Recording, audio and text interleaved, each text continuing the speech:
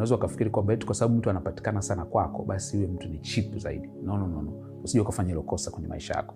Kuna vitu vinne nataka uvikumbuke kuhusiana na mtu ambaye anapatikana kwako. Cha kwanza ni kwamba anapatikana kwako lakini sio kwa kila mtu.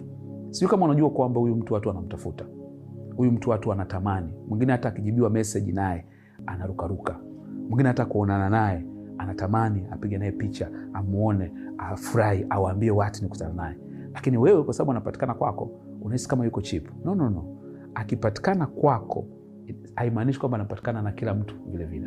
Inamaanisha ametenga muda, amekuthamini wewe, ndio maana amekupa ule muda. Kwa usije ukafanya hilo kosa.